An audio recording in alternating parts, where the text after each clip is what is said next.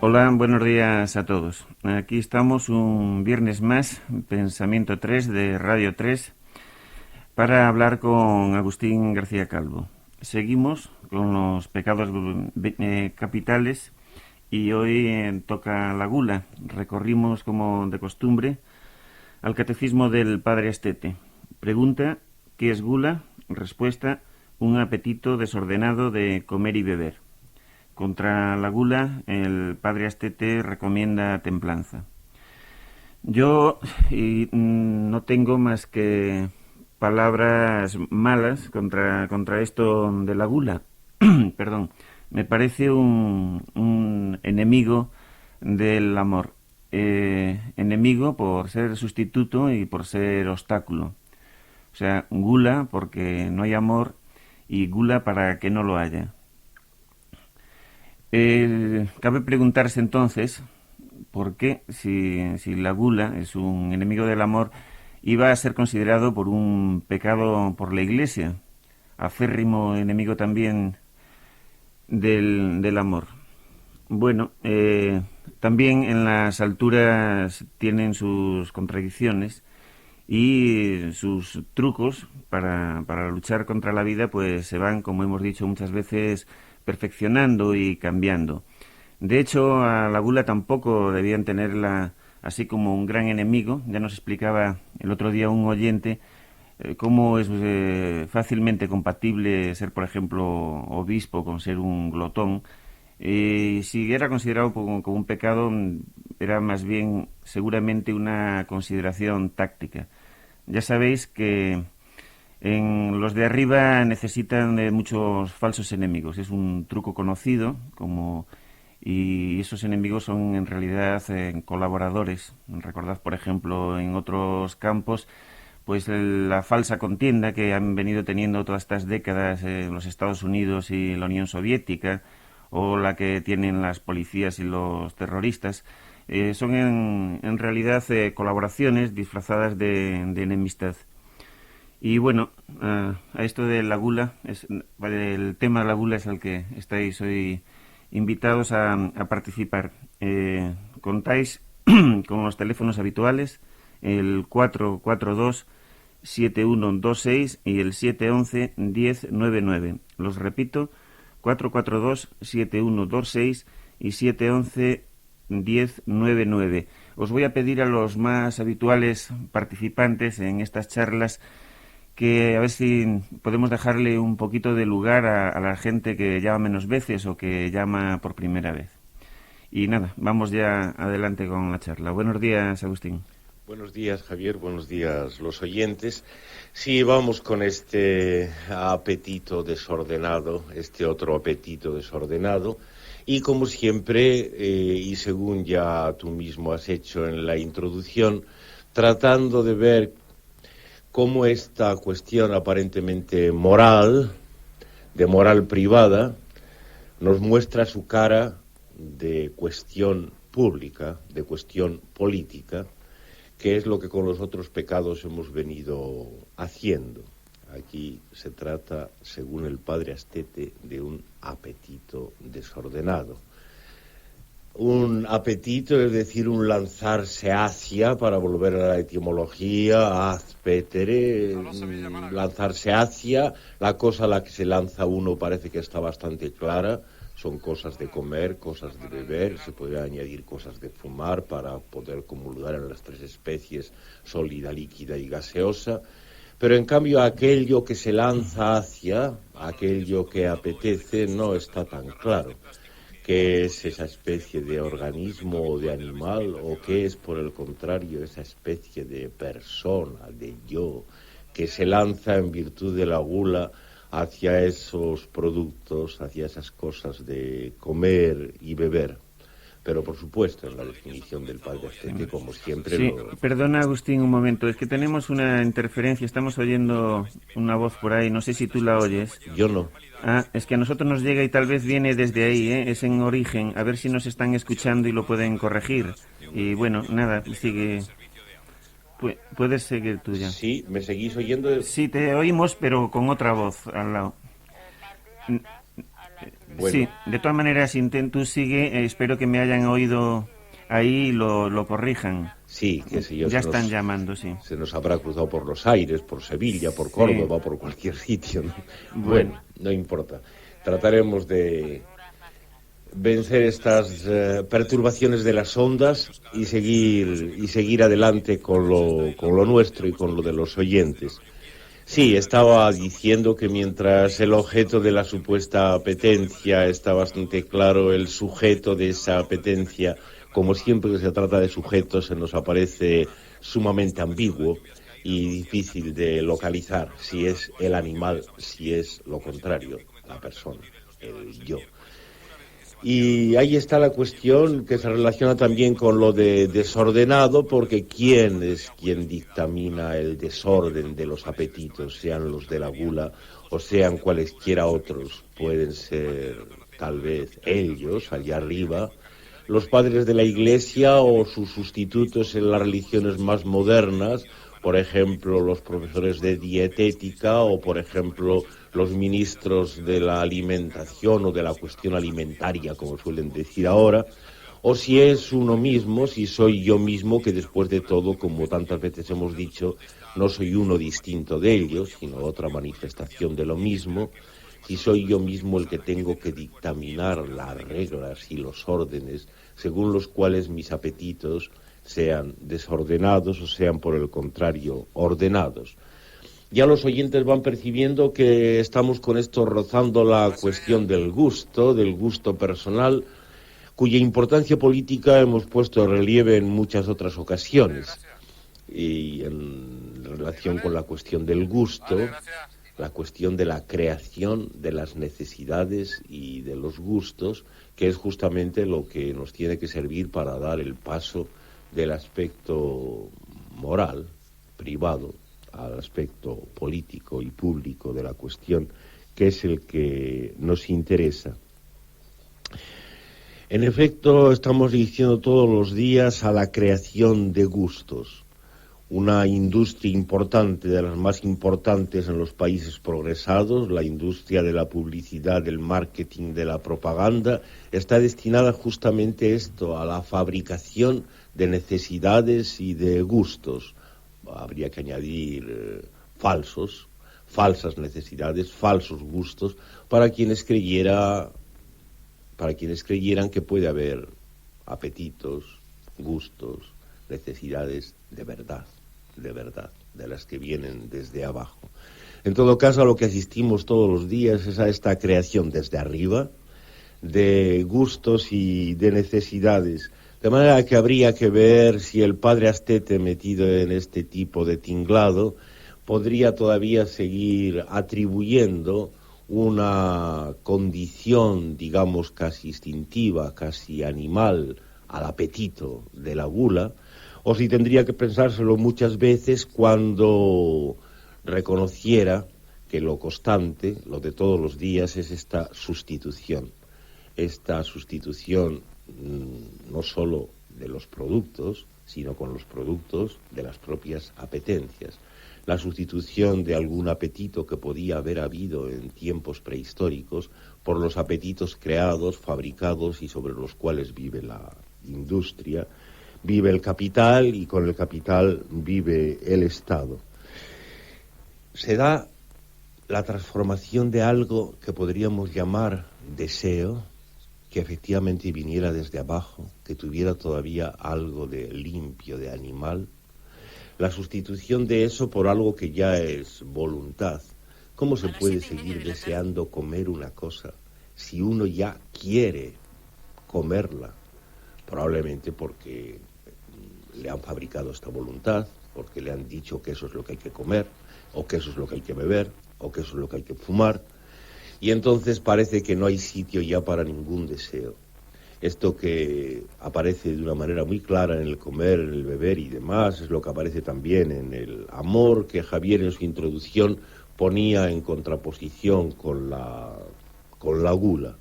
También allí se da una transformación de un deseo que pudiera venir de abajo, no sabemos de dónde, de algo animal, de algo popular, de algo en definitiva no sabido, Una transformación en algo que sí se sabe, que se maneja en las industrias de la publicidad, el marketing, y que es ya precisamente voluntad. Estoy sugiriéndoles a los oyentes, y ellos verán lo que tienen que decir sobre todo a este propósito, que si se pudiera ir a comer, ir a beber o ir a besar también, para confundir un poco los pecados de la gula y de la lujuria, por deseo que viniera de abajo, si solamente se comiera o se besara cuando ello estuviera pedido desde abajo, desde no sabemos dónde, por un deseo, entonces la noción misma de pecado quedaría en ridículo, y al mismo tiempo que quedaba en ridículo la noción de pecado de los viejos predicadores, se hundirían todas estas industrias de la producción de gustos o de la transformación de deseos en voluntades a las que nos venimos refiriendo. Si no hiciéramos más nunca que aquello de lo que tenemos ganas. Si fuera posible eso, no haría falta ninguna moral y, por supuesto, no haría falta ninguna política de la política esa que hacen los políticos que hacen la política. No haría falta ni moral ni política, pero sabemos que lo que sucede todos los días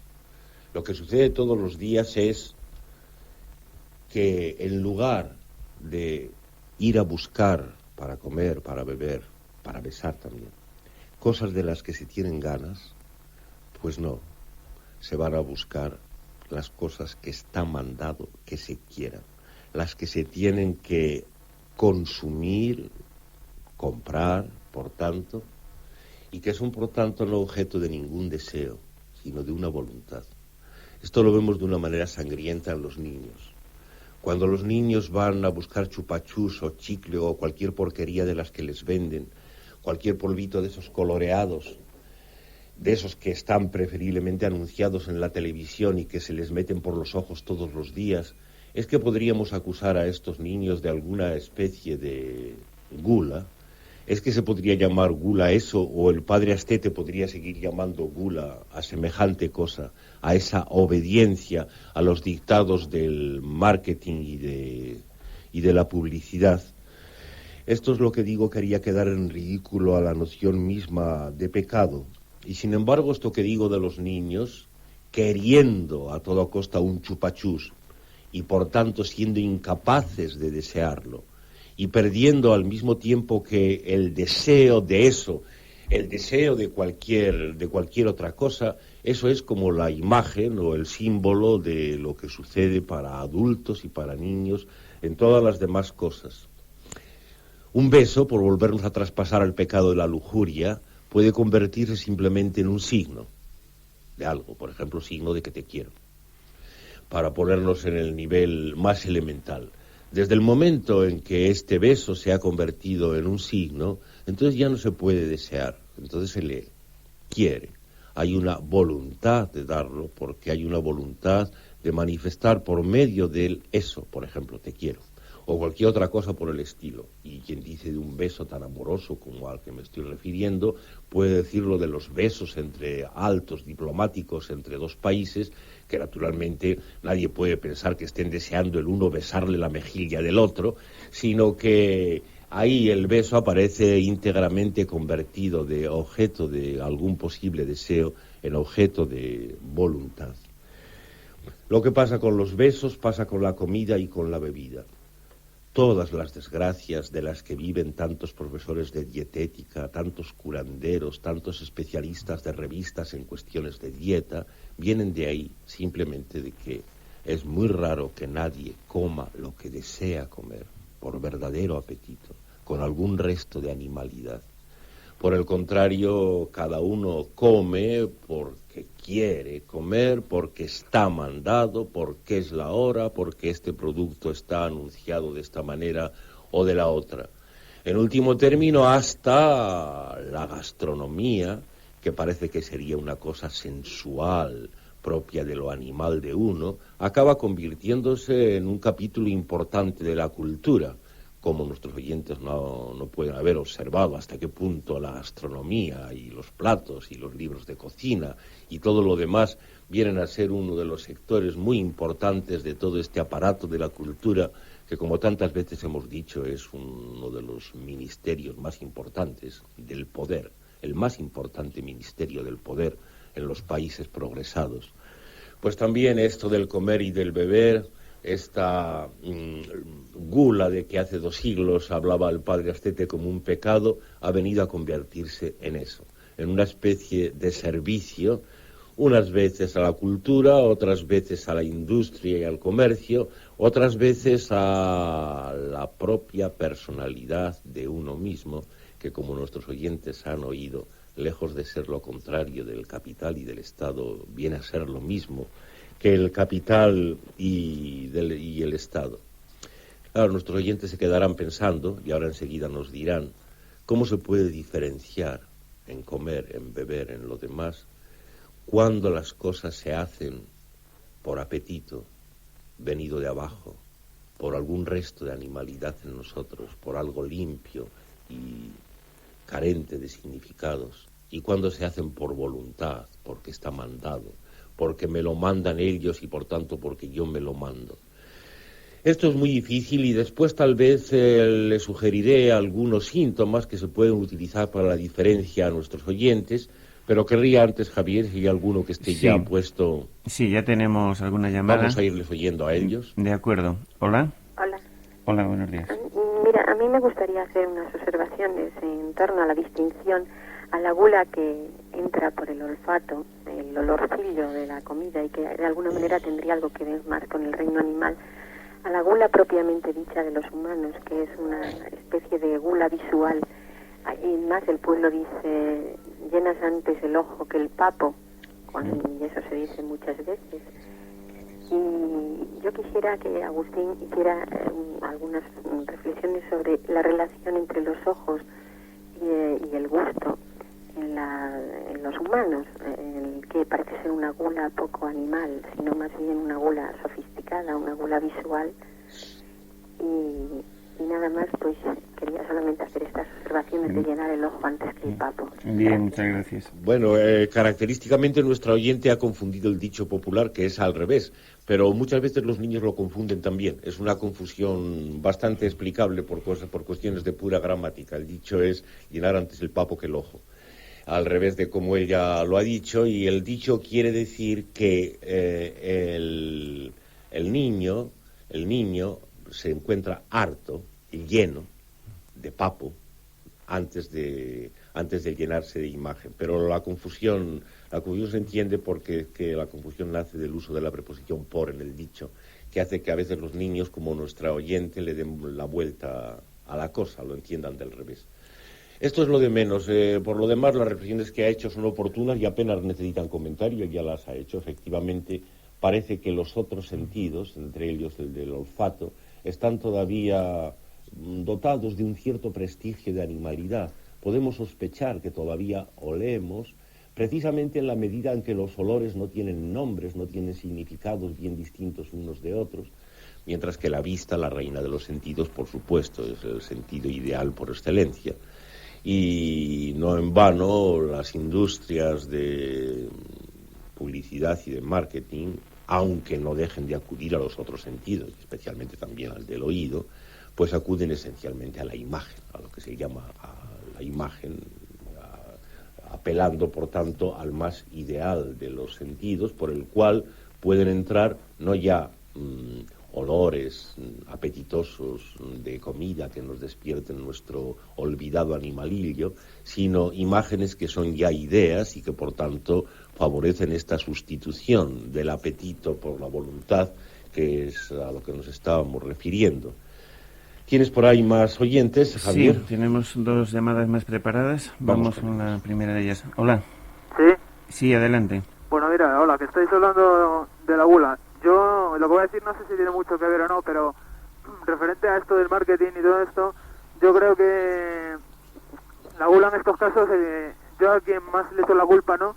Quien más me rebate eso, yo creo que es la propia gente, más que el propio sistema así de marketing esto, ¿no? Esto es Sí. porque, no sé, yo creo que ya en un sistema o lo que sea, donde ya sabes que está lleno de ladrones, ¿no? Y que todo es, pues eso, para que te gastes el dinero que has sacado, que has podido sacar a fin de mes o que te han dejado de robar, bueno. Y es todo referente así para que te lo gastes y eso, ¿no? Y lo gastes en cosas tontas que no valen para nada y eso es como funcionan los sistemas estos, ¿no? Y entonces para mí el más tonto de todos no son ellos, que ya sabemos que son, yo por lo menos lo veo así claro, que son unos ladrones y bueno, van a eso, ¿no? A que, pues eso, lo que acabo de decir, que te dejas el dinero allí. Si no es la propia gente, porque si, por ejemplo, tú vas por la calle y ves un cajero de esos automáticos o lo que sea de bancos y luego vas y ves que está lleno, que hay una cola llena de gente ahí esperando sacar dinero o meter, o yo no sé ni qué es lo que hacen ahí, ¿no? Pues si, por ejemplo, si la propia gente dejase, por ejemplo, de meter dinero en el banco o cosas así, pues yo no sé si se acabarían o no los bancos, pero no sé, algo se serviría más. De lo que quiero decir, no sé si me explico bien o no, es que para mí el culpable es la propia gente, ¿no? Que se compra todo lo que le dice en televisión. O sea, no tanto los que le ponen el anuncio, que ya sabemos que a lo que van, ¿no? Sino a la propia gente que es tonta, porque a mí por mucho que me saquen colonias o coches, yo que sé, que valen ahí 6 millones, yo además que ni siquiera lo quiero, ¿no? Y porque te saquen ahí una tía o enseñando el culo o lo que sea, pues yo no me lo voy a comprar. Si luego la gente es tan tonta que se lo compra y pues lo que te acabo de decir, todo el mundo metiendo ahí el dinero en los bancos y eso, pues hijo mío, pues la culpa la tienen ellos mismos, ¿no? Como el PSOE. De acuerdo. Por mucho se les critica eso, pero si luego vas tú y le votas, pues la culpa es tuya misma, ¿no? Eso es lo que quiero decir. Bien, muy bien, muchas gracias. Hasta luego. A nuestro oyente le repatea más que el sistema, que ya se sabe a lo que va, como él muy bien ha dicho, le repatea la obediencia de la gente. Que la gente obedezca tanto a los anuncios de las colonias o de los productos de consumo en general, como a las llamadas a la votación y demás imbecilidades a que los políticos se dedican a las masas. Sí, efectivamente repatea mucho más esto, justamente por lo que él ha dicho, porque el sistema ya se sabe a lo que va. El capital y el Estado ya sabe para qué están, y en cambio de la gente se sospecha que puede ser gente. Claro, nuestro oyente ya tal vez ha oído que justamente el truco del capital y del Estado consiste en convertir la gente en algo a lo que aquí no llamamos gente ni pueblo, sino que llamamos masa de individuos y masa de individuos personales que son verdaderamente los obedientes. Claro, ¿de qué vale que la gente, y parece que nuestro oyente es bastante gente, puesto que está muy decididamente decidido a no obedecer y a no comprar lo que le mandan y a no dejarse seducir por las imágenes, ¿de qué vale que la gente siga algo viva por abajo? Al capital y al Estado le basta que haya una gran cantidad, un gran número de súbditos para el Estado y de consumidores para el capital. Esta es la cuestión y preferiblemente, claro, como en el caso de las votaciones, si ese gran número es la mayoría, como ellos dicen, el gran truco de los principios democráticos.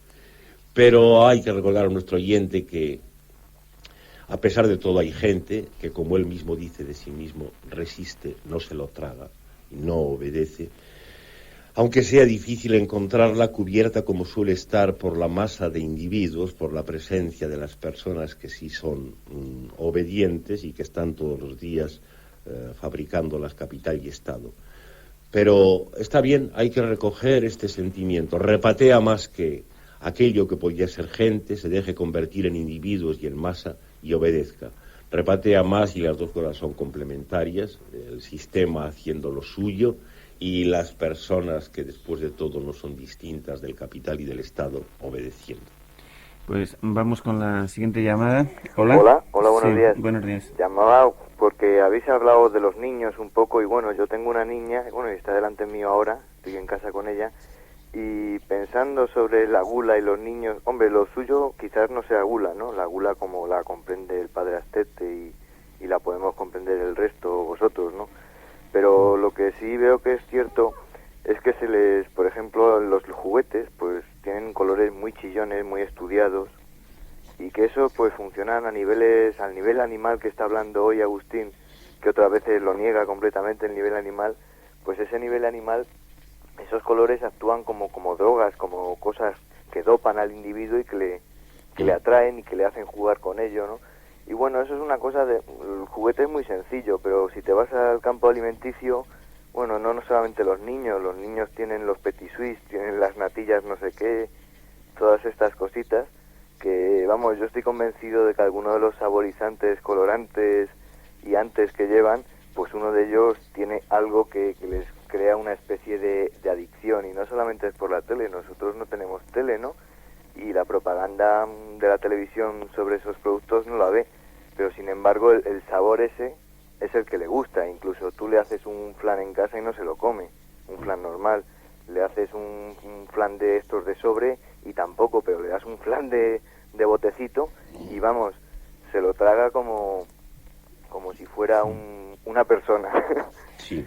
Y luego al compañero este que ha llamado antes hablando de los cajeros automáticos, la cosa también va más allá, la cosa va que tú bajas al supermercado a hacer la compra y en lugar de encontrarte un filete, un chorizo, una comida interesante, pues te lo encuentras preparado para que compres el microondas, si puedes comprarlo, para que te compres la sartén con teflón que mida, en lugar de pues del placer ese de poder preparar una comida para ti, para los tuyos, tranquilamente. Y bueno, pues esas son esas aportaciones, ¿no?, que son experienciales. Testimonio o como ejemplo de víctima son muy interesantes, pero en las cosas que nuestro oyente ha dicho hay tal vez algunas confusiones que merece la pena una vez más atacar. Él piensa que el comercio utiliza casi como una especie de drogas que producen adicción en los niños. Y como ellos no tienen televisión en casa, piensa que tal vez la preferencia de la niña, que tiene sus gustos, por esos determinados botecitos de petit suisse o de lo que sea, hay que explicarla de otra manera. Bueno, pues no, aquí pensamos que esta perversión, esta conversión de los apetitos en voluntades de adquirir, de comprar o de consumir tal cosa, viene siempre de arriba y por tanto entra esencialmente a través de ideas. Sea ideas como imágenes, preferiblemente si se ven en la televisión, o sean noticias que se comunican de unos niños a otros y que efectivamente establecen una especie de gustos artificiales, formados, que incapacitan para el desarrollo de los sentidos, vamos, de lo que pudiera quedar de animal en los niños también. No hay que olvidar que los niños desde muy pequeñitos, desde que entran, como se decía en el Astete, en uso de razón, están ya muy formados, están siempre demasiado formados. No en vano los niños constituyen un sector muy importante para el consumo. El capital no puede descuidar ni a los adolescentes ni a los niños. Son muchos millones. Y en consecuencia ellos aparecen personalmente muy formados y teniendo esos gustos que efectivamente están siempre producidos desde arriba. No hace falta que les metan drogas en los petit suisse. La droga viene por caminos más ideales, aunque no sean la televisión, pueden ser sustitutos equivalentes, y eso es lo que explica la formación de estos gustos en contra del deseo, en contra del apetito. Nuestro oyente se cree que aquí hemos hablado contra la animalidad y nunca es así. Aquí siempre, por el contrario, estamos hablando del poco residuo que pueda quedar de animal en nosotros, en contra de esta imposición de las ideas. Lo que sospechamos es que lo de animal, como lo de corazón, como lo de pueblo, que pueda quedar en nosotros, son cosas que a lo mejor pueden quedar, pero que nunca se saben, no conviene mucho hablar de ellas, y más vale dedicarse a hablar en contra, como aquí hacemos todos los días, del otro, de lo que sí se sabe, de las ideas que nos imponen y con las ideas estas voluntades que sustituyen a los apetitos. Sí, vamos con otra llamada más. Hola. Hola, buenos días. Buenos días. Vamos a ver, quería preguntarle primero al señor si él está tratando el tema como sociólogo o quizás como teólogo o algo así.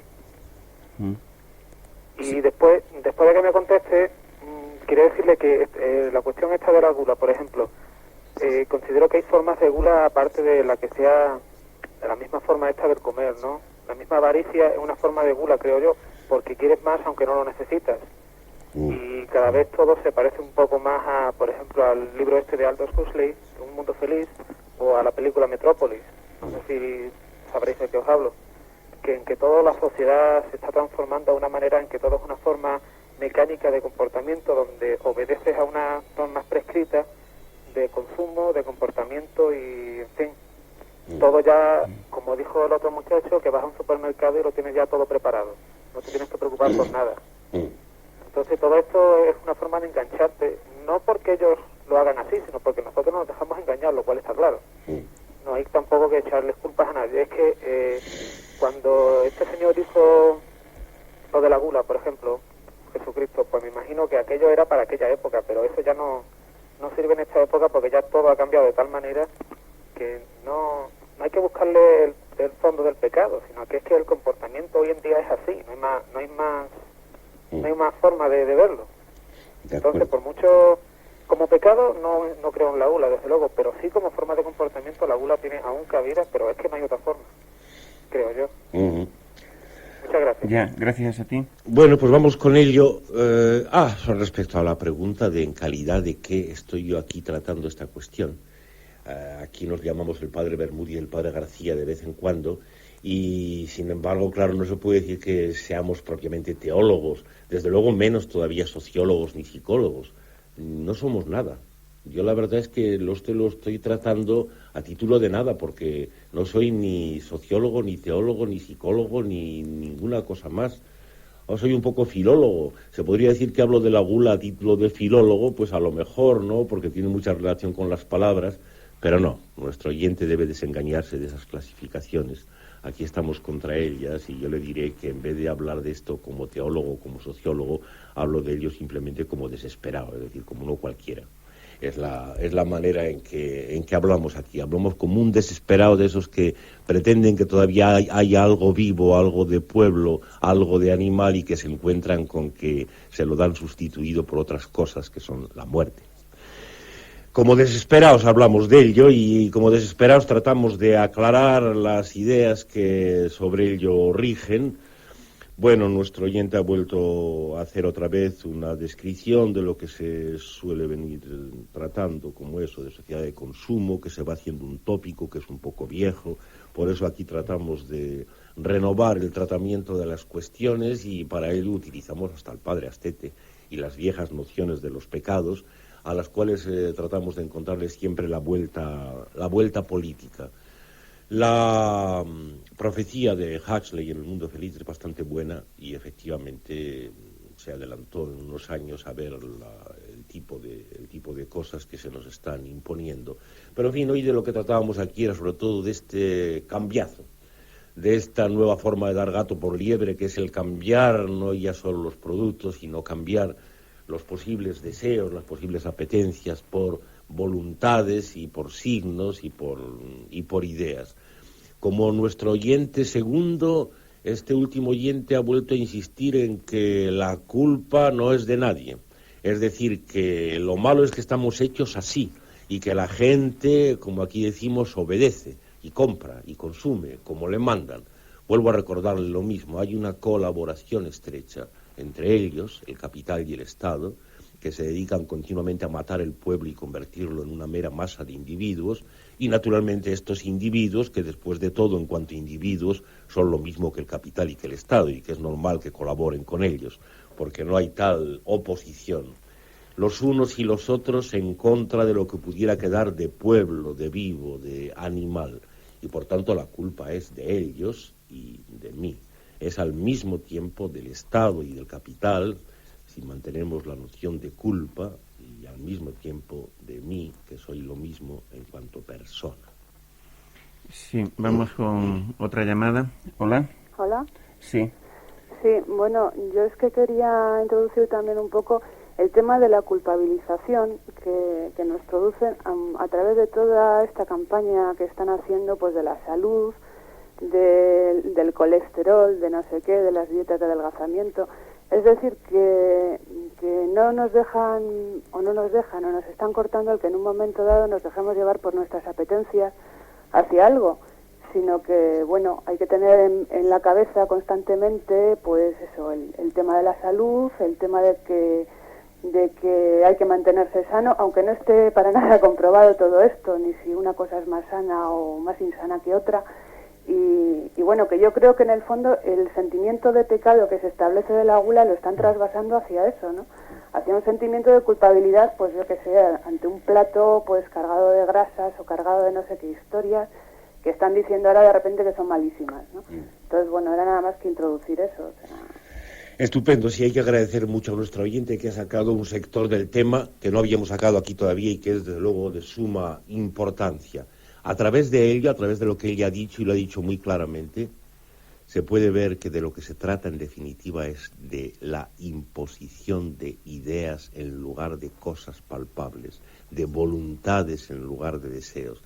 Da lo mismo que haya una propaganda que alabe mucho determinado producto y que lo imponga, que haya después otra propaganda o campaña que cree la culpabilización de que nuestro oyente habla.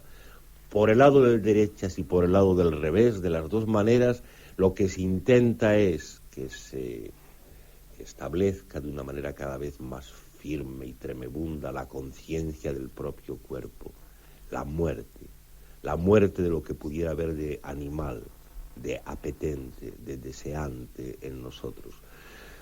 Efectivamente, las campañas, por ejemplo, contra el colesterol, o por ejemplo, esta que está teniendo tanto éxito en nuestros días, la campaña para acabar con el fumar, con el tabaco, son campañas que vienen a quitarnos aquello que ellos mismos nos habían dado. Después de que Estado y Capital, en formas un poco más arcaicas, imponen determinadas formas de alimentación y, por ejemplo, determinadas formas de fumanda, imponen el tabaco, en el curso de la historia, en la cual, como nuestros oyentes saben, el Estado y el capital no hacen más que cambiar para seguir siendo lo mismo siempre, les parece que es más oportuno cambiar de moda, que ya no se fume, otros vicios habrá, por llamarlos vicios, al estilo del padre Astete, que vengan a cumplir para el capital y para el Estado las mismas funciones. De manera que, en efecto, la creación de ese sentimiento de culpa respecto a la comida, respecto a cualquier otra cosa, es esencial. Pero es esencial justamente en el sentido de que por la imposición del producto o por la campaña contra el producto, igualmente lo que se hace es hacernos cada vez más conscientes, más ideadores de nuestro propio cuerpo, de nuestras apetencias, de nuestros estómagos, de nuestra sangre, de cualquier otro producto. Y este es el gran pecado político, esta es la culpa del capital y del Estado si mantenemos la noción de culpa. Ellos son los administradores de la muerte y una forma de administrar la muerte es efectivamente hacernos cobrar cada vez más conciencia de nuestros órganos, de nuestros mecanismos, de nuestra fisiología, de nuestra anatomía. No hay que olvidar que la enfermedad misma es una de las partes de la maldición en la expulsión del paraíso y que justamente solamente se es enfermo en cuanto se es consciente del propio cuerpo. La enfermedad no consiste en otra cosa que en la conciencia del propio cuerpo. Y eso es lo que ellos cultivan como administradores de la muerte. Sí, vamos a dar paso a otra llamada y recordar que sigue entrando, ha vuelto a entrar ahora esta voz Sevilla-Málaga, a ver si puede ser que se evite que vuelva a hacerlo.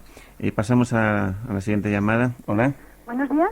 Hola, buenos días. Sí, mira, quería preguntarle a Agustín por algo que no ha salido y que como ha dicho que no llamemos siempre a la misma gente, pues me duele llamar, pero sí. Caramba, es que se va a acabar esto y no va a salir. Me refiero a toda esta música de la biocultura. Toda esta industria de horarios. Yo he estado en la feria de biocultura que se ha celebrado ahora en la Casa de Campo de Madrid. Entonces tengo un cierto mosqueo porque allí la mayoría de los que estaban eran catalanes. Vas a un herbolario y las marcas vienen todas de Cataluña.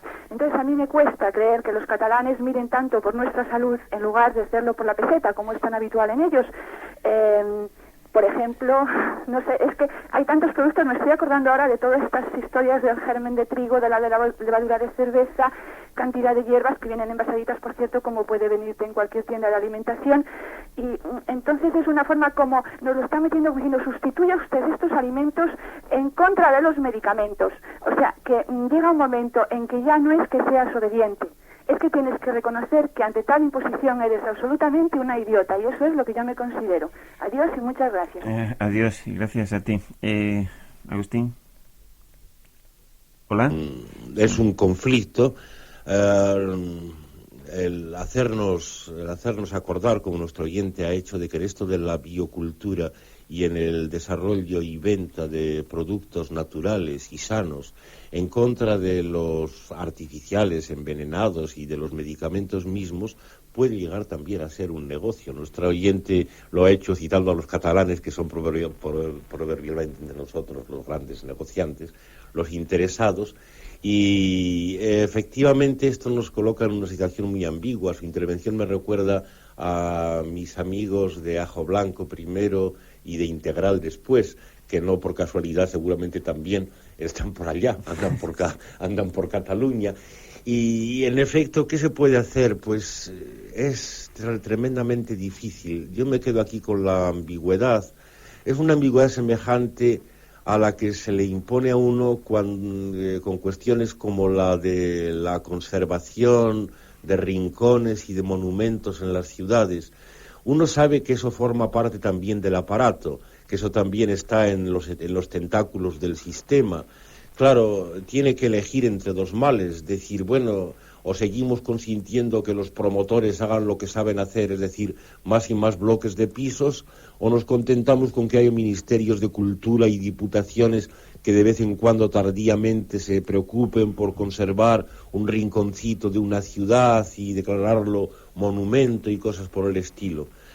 Bueno, pues con los herbolarios, catalanes o no, con los biocultores, con mis amigos de Ajo Blanco de Integral, pues tengo que mantener la misma actitud ambigua. Siempre es mejor que se sustituyan las medicinas y los alimentos más favorecidos por la propaganda y el marketing normal por otros que, bueno, se pretende que son más naturales. Es triste que esto dé lugar a su vez a una industria y a una forma de publicidad, y esto es lo que nos hace quedar en esta situación ambigua en la cual a los oyentes mismos les dejo que elijan. Sí, vamos con otra voz más. Hola. Bueno, ha colgado, no sé si tenemos alguna otra llamada preparada. En unos segundos hay otra llamada. Puedes aprovechar, Agustín, igual para hablarnos de lo que habías prometido, los síntomas para diferenciar apetito y voluntad. Sí, hablaba sobre todo de la dificultad que hay, como nos tienen hechos así. Así estamos hechos, es decir, que en lugar de ser pueblo como tendríamos que ser y como a lo mejor somos por lo bajo, en realidad somos más bien personas que nos sumamos y formamos masas, como a los dirigentes demócratas les gusta para las votaciones y a los promotores de las industrias les gusta para sus fines. Pues estamos hechos un lío, es lo normal. No sabemos, en un momento en que vamos a comer o que decimos que tenemos hambre o que tenemos ganas de esto o de lo otro, podemos preguntarnos, bueno, ¿esto es ganas o es simplemente que no sé qué hacer en este momento y tengo que llenar un rato? Y bueno, es muy difícil, es muy difícil. Uno puede adiestrarse, yo creo, en uno mismo, a separar, en cierta medida, a separar lo que son voluntades. Por ejemplo, esta que acabo de decir, tener que llenar un rato, no tener ganas de nada, pero se fuma un cigarrillo o se come un chupachús o se va uno a comer a un restaurante sin apetito, simplemente porque hay que hacer algo, porque es el tiempo vacío, el gran creador de las ideas y el gran colaborador en esa administración de la muerte que atribuimos al capital y al Estado. Se puede llegar a separar, yo creo. Se puede llegar a dejar que resuciten un poco apetencias, ¿no? Se puede llegar a lo mejor hasta en una cosa tan artificial como el fumar, se puede llegar a aprender a no fumar más que cuando se tienen ganas de fumar. Por ejemplo, cuando se huele, se sigue oliendo el cigarrillo y saboreando, cosa que un fumador que fuma ya por voluntad, es decir, por una necesidad creada, pues claro, no lo percibe, ¿no? Los sentidos pueden resucitar hasta un cierto punto.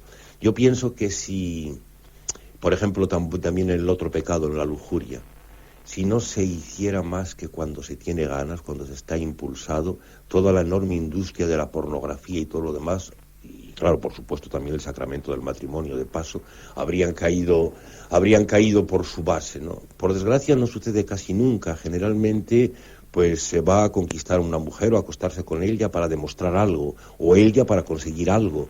Es decir, todo se reduce a símbolos y a ideas, y es muy difícil, ¿no?, separar. A veces se me ocurre que es un poco más fácil buscar los síntomas en el prójimo que en uno mismo.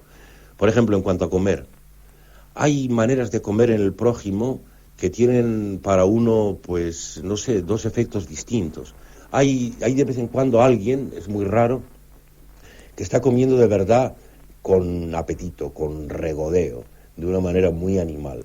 Y en uno lo que produce, pues, es ganas por contagio, deseo.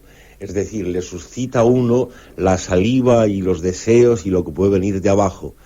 Y hay otras maneras de comer en el prójimo que, por el contrario, lo que suscitan son una especie de revulsión, de repugnancia.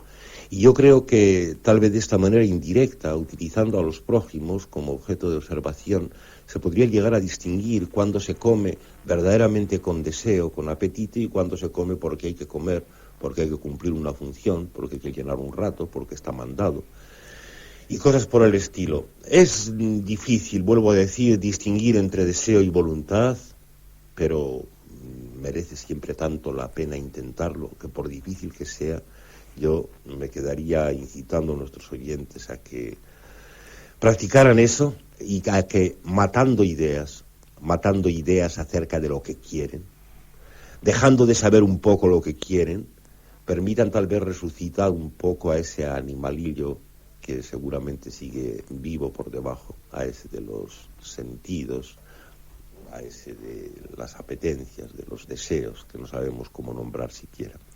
Sí, bueno, pues tenemos un par de llamadas y seguramente tendrán que ser las últimas. Vamos con la primera de ellas.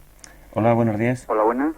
Sí, adelante. Mire, quería preguntarle si este señor cree que entre los consumidores, o sea, los que acatan las órdenes del poder, podría haber un organismo, o sea, una situación límite, es decir, basta. ¿Me entiende lo que le quiero decir? O sea, si usted cree en esa posibilidad, o es absurda, o no se puede generalizar, o no sé si me explico. Bastante bien, sí, creo, vamos. Sí. Desde luego, en que eso se diera en ese grito de basta, que es una de las formas del grito de no, que es la cosa más preciosa que el pueblo dice, que eso se diera en la agrupación de consumidores tal como se ha establecido, claro, es contradictorio, no tiene sentido, ¿no? Eso no puede partir de individuos y por tanto tampoco de asociaciones de individuos. Tal vez nuestro oyente se acordaba un poco de estas asociaciones de consumidores que hoy se han desarrollado bastante y que pretenden defender a los consumidores de las imposiciones del capital y del Estado. No se puede pensar, no se puede fiar nunca uno ni en individuos ni en asociaciones de individuos, tal vez en otra cosa. El que puede decir alguna vez basta es ese pueblo al que aludimos, ese pueblo que al derrumbar al capital y al Estado al mismo tiempo haría desaparecer las colectividades individuales, las masas de individuos. Ese es el que está diciendo de alguna manera siempre no, aunque no se le oiga. Ese es el que podría decir basta, y sería justamente en nombre de lo animal, en nombre de lo vivo, como alguna vez pudiera decir basta, en nombre de lo animal, al mismo tiempo que en nombre de la razón común, que en contra de lo que el padre Astete y los demás nos quieran hacer creer, van de la mano, la animalidad y la razón. Sí, y vamos con la última llamada por hoy. Hola. Hola. Sí. Mira, yo quería ver si me consigo expresar bien. ¿Se oye bien? Sí, sí. Yo quería hablar de, si no se puede, más bien, si no se podría oponer el término individuo al término masa, y metiendo ahí un poco lo que decía Marcuse de la unidimensionalidad y la bidimensionalidad del individuo, vamos. Sí. Y ahí diferenciar entre consumo voluntario y consumo no voluntario, y bueno, un montón de cosas. Bueno, bien, está bien para terminar y para dejar abierta la cuestión, que es demasiado amplia, para otro día. No, aquí insistimos en que en contra de las creencias, incluso entre gente de izquierda, las masas no están hechas de otra cosa más que de individuos, que por tanto no hay posible contraposición entre individuo y masa, y que lo que es una voluntad individual, lo mismo que una idea individual, está siempre de acuerdo con la de la masa, con la impuesta, por tanto, por capital y Estado, que no hay que hacerse ilusiones respecto al individuo personal.